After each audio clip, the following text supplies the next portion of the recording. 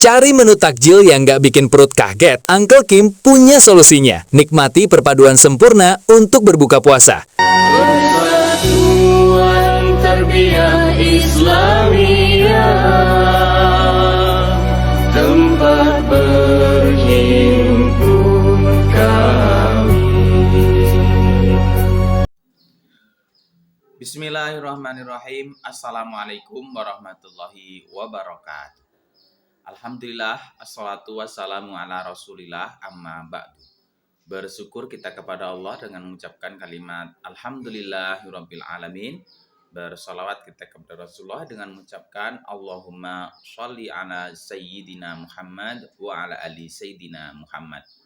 Pemirsa seperti Riau TV yang dirahmati Allah Subhanahu wa taala, menjelang berbuka ini kembali kita mendengarkan tausiah menjelang berbuka. Di kesempatan yang penuh berkah ini kita akan mendengarkan tausiah menjelang berbuka bersama guru kita Profesor Dr. Haji Aledin Koto MA yang merupakan Wakil Ketua Perti Pusat dan juga Dewan Pembina PD Perti Riau. Mari sama-sama kita dengarkan. Bismillahirrahmanirrahim. Assalamualaikum warahmatullahi wabarakatuh. Alhamdulillah rabbil alamin. Wa bihi nasta'in ala umuri dunya waddin. Wassalatu wassalamu ala asyrafil anbiya'i wal mursalin sayyidina Muhammadin wa ala alihi wa ashabihi ajma'in. Amma ba'd. Kaum muslimin, saimin, saimat, semoga kita dirahmati oleh Allah, dikuatkan iman kita, diteguhkan pendirian kita, dan diberi kita semangat dalam beribadah di bulan suci Ramadan, dan kita pertahankan setelah bulan suci Ramadan itu. Kaum muslimin, beberapa waktu terakhir ini ada beberapa yang bertanya kepada saya, bolehkah kita mendoakan Iran yang digempur habis-habisan oleh Amerika Serikat dan Israel? Saya melihat Amerika Serikat itu lebih tertuju kepada presidennya, karena kita lihat akhir-akhir ini ribuan warga Amerika mendemo presidennya yang menyerang Iran, tidak suka dengan itu, termasuk Netanyahu itu. Pertanyaan ini muncul adalah kenapa pertanyaan ini muncul? Karena berseliweran termasuk pengajian mengatakan kita tidak boleh mendoakan itu Syiah. Syiah itu adalah kufur, adalah kafir segala macam. Kaum muslimin, tentu kita tidak punya waktu untuk membahas rinci siapa Syiah itu sesungguhnya, kapan dia lahir dan kapan munculnya dia berseberangan dengan Khawarij. Kita hanya ingin mengatakan bahwa pertama yakinlah kalau suatu kaum atau seseorang Tuhannya Allah Subhanahu wa taala, nabinya Muhammad sallallahu alaihi wasallam, kitab sucinya Al-Qur'an, kiblatnya Baitullah Ka'bah, itu mereka sama dengan kita. Kalau mereka sama dengan kita, berarti mereka adalah saudara kita. Saya belum pernah ke Iran, walaupun sudah lama kita mau ke sana. Kalau dilihat dari tayangan-tayangan yang ada, jelas sekali mereka takbir Allahu Akbar, mereka tahlil la ilaha illallah, mereka tasyahud, dan mereka pergi haji ke Mekah, dan bahkan setiap tahun di Iran diadakan musabaqah tilawatil Quran dan anak-anak Indonesia ikut di situ. Tetapi Allah mentakdirkan, ini Allah yang men-set sendiri. Saya mau tahu sebenarnya, apakah beda Al-Quran kita dengan Al-Quran orang Syiah yang selama ini dikatakan seperti itu. Secara akademik, saya mau diberi kesempatan untuk mempelajari Syiah selama setahun dengan kawan-kawan di Pasca Sencana. Itu secara akademik. Tapi secara faktual, saya belum pernah menengok seperti apa kitab sucinya orang Syiah itu. Allah mentakdirkan tahun 2004 saya mengikuti untuk pergi Jumat ke masjid yang terdekat saja. Makanya kami pergi ke sana. Tidak terlalu jauh, hanya sekitar berapa ya, 200 langkah jalan dari kampus. Ketika kami masuk ke masjid itu, begitu masuk, pelan pintu masjid, rupanya begitu masuk di pintu masjid itu kiri kanannya ada bilik. Tapi tidak, biliknya tidak itu buka saja, semacam ada ruangan lah khusus. Dan di situ tergantung pakaian, baju seperti jas yang rapi warnanya krem, masih ingat saya warna krem. Jadi setiap jemaah yang masuk di situ ke masjid itu, sesudah dia berwudu, dia pergi ke tempat itu, ke ruangan itu, dia ganti pakaian, ganti baju, lalu masuk ke masjid.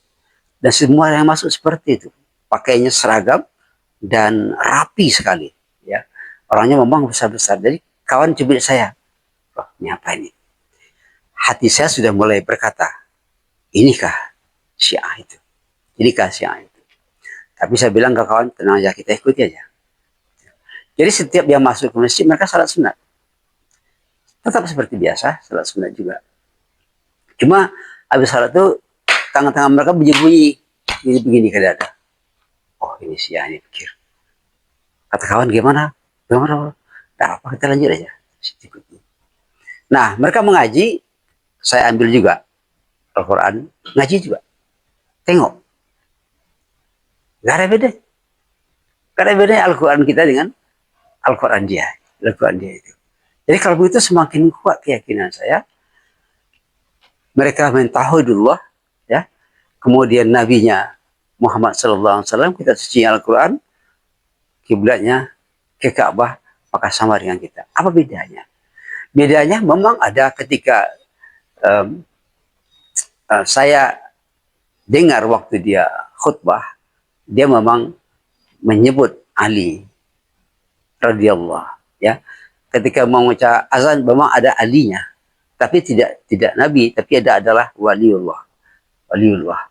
Jadi dalam hal akidah itu tidak merusak akidah. Kita juga mengakui bahwa Ali adalah karamallahu wajhah, ya, tahu kita semua. Jadi atas dasar itu saya melihat itu Syiah. Tetapi Syiah yang manakah ini? Nah, Syiah yang manakah ini? Makanya saya rujuk kembali sekian puluh tahun lalu ketika saya mengikuti perkuliahan aliran-aliran dalam Islam, termasuk Syiah ini. Ternyata ini adalah Syiah yang dianut oleh Imam Ali Khamenei, Syiah Isna Asyiriyah, yang mereka mengakui kekhalifahan Abu Bakar, Umar, dan mereka tidak mengkafirkan yang sahabat itu, sahabat Nabi, ya. Karena dalam dunia, dalam keyakinan Sunni, sahabat itu kulluhum udul. Semua sahabat itu semuanya adalah orang-orang yang udul, orang-orang yang amanah, menjaga amanah Nabi sebagai pewaris Nabi. Nah, kembali kepada pertanyaan tadi, bagaimana? Bolehkah kita mendoakan? Lalu saya jawab, ya kenapa tidak? Mereka seperti yang dikatakan oleh Mahmud Saltu, mantan Syekh Al-Azhar, mengatakan, Syiah itu merupakan bagian satu mazhab saja daripada mazhab Islam yang ada. Mereka Syiah, kita Sunni. Ya, tetapi mereka satu, kita satu sebenarnya. Oleh sebab itu, lalu kan ada orang Syiah yang mengkafirkan Abu Bakar, ada yang mengkafirkan Umar, dan bahkan ada yang memberikan fitnah yang keji kali kepada istri Nabi Aisyah yang dikatakan berbuat berselingkuh segala macam. Itu ada namanya Syiah Gulat. Syiah Gulat itu adalah Syiah yang sesat, yang mengkafir-kafirkan. Tapi yang ada di Iran sekarang, mereka bukan Syiah Gulat. Mereka yang dekat sekali dengan kita dan itu adalah sahabat kita. Maka pantaskah kita memusuhi mereka? Memusuhi mereka, kawan kita sendiri yang digempur. Kalau kita lihat negeri-negeri Sunni, begitu banyak, begitu luas sekarang itu, ketika Amerika berbuat sesuka hati, Israel mengatakan dia punya senjata paling hebat, semuanya tunduk takut. Bukankah ini namanya wahan? Seperti yang dikatakan oleh Rasulullah, nanti kalian akan seperti makanan yang ada di piring, akan dikeroyok oleh orang yang meramai. Sahabat bertanya, apakah kami, karena kami sedikit, karena kami lemah? Apa kata Nabi? Kalian banyak bagaikan buih di lautan, tapi kalian ditimpa oleh satu penyakit. Penyakitnya wahan. Ma wal wahan ya Rasulullah. Apa itu wahan ya Rasulullah? Wahan itu adalah hubbud dunya wa karahiyatul maut.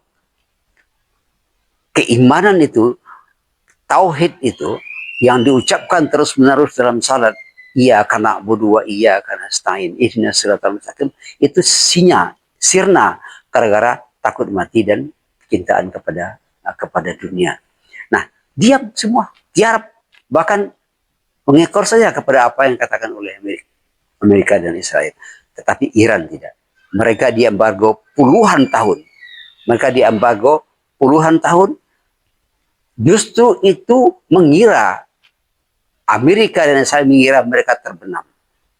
Mereka hancur, mereka habis. Tapi itu membawa hikmah. Membawa hikmah dengan diembargonya, orang tidak tahu apa yang mereka buat. Satu hal yang perlu kita ingat. Di seluruh dunia Islam, filsafat, akal sehat, akal analisis itu yang berkembang hanya di Parsi, di Iran.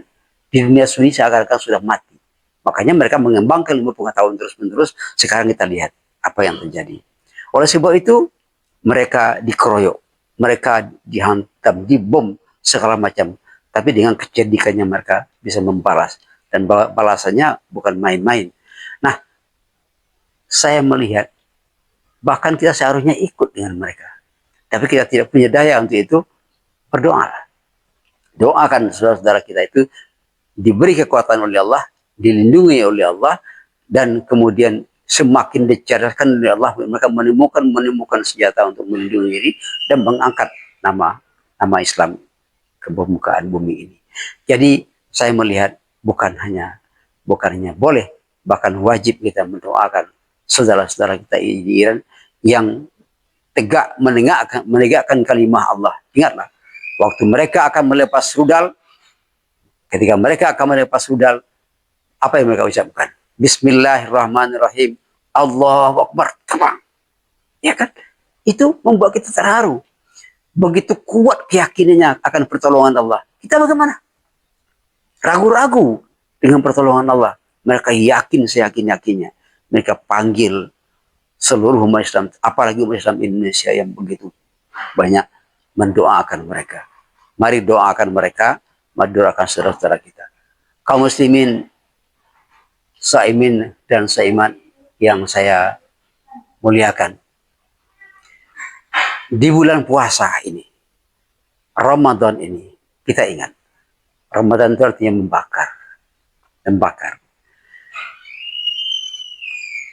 Pribadi seseorang, karakter seseorang, kehidupan seseorang itu ditentukan oleh apa yang ada dalam hatinya. Hati manusia itu seperti cangkir. Hati yang penuh dengan kebencian, maka hidayah tidak akan pernah masuk ke dalamnya. Hati yang penuh dengan kesombongan, maka tawadhu tidak akan pernah masuk. Justru hati yang penuh kebencian itu tidak masuk hidayah, tapi menebarkan kebencian kepada yang lain. Hati yang penuh dengan kesombongan, tidak masuk sikap tawadhu, hidayah Allah pada dia akan menebarkan kesombongan kepada orang lain. Kaum muslimin, orang sombong merasa dirinya di atas daripada semua manusia. 1000 kata hikmah tidak akan mampu menundukkan mereka. Hanya kepalan tinjulah yang mampu menumbangkan mereka. membuat mereka tersungkur. Itu yang dilakukan oleh Iran sekarang. Tidak ada negosiasi dengan orang-orang kufur yang hanya mencari keuntungan duniawi saja di dunia ini. Maka bulan puasa ini kita banyak istighfar. Kita di akhir-akhir Ramadan ini kan seolah-olah kita, kalau kita umpamakan, kita analogikan walaupun tidak begitu pas, seperti orang berpacu lari. Semakin dekat ke final, pelari-pelari itu semakin dekat ke final, kekuatannya semakin maksimal. Kekuatan semakin lemah, semakin maksimal. Maka kita berharap pada Allah dengan banyak istighfar, dengan banyak berselawat, kita maksimalkan kekuatan di akhir Ramadan ini dengan harapan hati kita menjadi bersih dari kesombongan, dari kebencian, dari dendam, dan jernih melihat masalah. Tidak mudah diadu domba orang. Kaum muslimin, hanya dua manusia yang bisa diadu domba. Yang pertama orang bodoh. Yang kedua anak-anak. Itu. Kalau umat Islam mudah diadu domba oleh Amerika dan Israel, dua saja. Anak-anak kah atau bodoh? Ternyata itu adalah bodoh. Saya masih ingat cerita-cerita waktu kita masih kecil. Bukan cerita, kisah-kisah kita waktu kecil. Kita dulu berdiri berdua dengan kawan. Datanglah kawan tukang hasut. Dia ambilnya daun kayu, taruh ke kepala kita. Taruh ke kepala, ini kepala bapakmu. Disuruh kawan menginjak. Diinjak oleh kawan, lalu kita bertinju. Seperti itu dunia, kebanyakan pemimpin-pemimpin Islam di dunia Sunni sekarang kebanyakan mengekor, diadu mau saja. Saya setuju dengan apa yang dikatakan oleh mantan pemimpin Qatar itu. Bodoh sekali kita. Disuruh kita berperang, membunuh saudara kita sendiri, dia jual senjatanya, kita beli. Dia mendapat untung banyak, kita berbunuh-bunuhan dengan sesama saudara kita. Mari doakan Iran bersama-sama. Saya bukan pengikut Syiah, tetapi saya adalah seorang Muslim Sunni, ya, dari segi akidah Ahlussunnah wal Jamaah, Asy'ariyah, Maturidiyah, fikihnya Syafi'iyah, ya, tarikahnya adalah Naqsabandiyah, dan tasawufnya adalah Imam Al-Ghazali.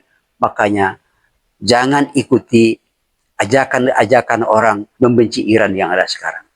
Jangan musuhi saudara kita. Al-Quran mengatakan musuh kita itu hanya satu. La udwana illa 'alal zalimin. Tidak ada permusuhan kecuali orang zalim. Orang zalim itu belakangnya setan. Makanya inna syaitana lakum adu fattaqidhuhu adu. Allah mengingatkan berkali-kali ayat mengatakan setan itu adalah musuhmu. Maka posisikan dia sebagai musuh, jangan sekali-kali bawa sebagai teman. Dia tidak akan pernah berteman baik denganmu. Dia akan pernah membantumu. Dia akan selamanya menjadikanmu sebagai musuh. Ketika kamu sudah hancur, dia akan ketawa, dia berlepas tangan. Oleh sebab itu, kaum muslimin, saiman, mari kita tambah pengetahuan kita. Mari kita banyak bacaan kita. Mari kita banyak bertanya dan bersungguh-sungguh memohon hidayah kepada Allah dengan terlebih dahulu mengosongkan hati kita dari dengki, dari benci, dari dendam, supaya hidayah masuk. Setelah itu kita akan menjadi seorang muslim yang cerdas. Bukankah salah satu sifat utama Nabi itu adalah fatanah? Fatanah itu cerdas. Apa tanda orang cerdas? Tanda orang cerdas adalah orang yang tahu ilmu pengetahuan itu penting. Apa tandanya orang yang mengatakan, meyakini ilmu pengetahuan itu penting, dia tidak pernah berhenti belajar. Konklusinya adalah orang cerdas itu adalah orang pembelajar. Tidak pernah berhenti belajar. Dan meyakini bahwa ilmunya tidak akan sama dengan ilmu Allah Subhanahu wa Ta'ala. Kawan yang lain bisa saja berbeda dengan kita. Tapi mereka menggunakan manhaj yang benar, maka mereka juga benar. Jangan anggap diri kita sendiri yang benar, orang lain salah semua. Itu adalah takabur. Itu adalah takabur.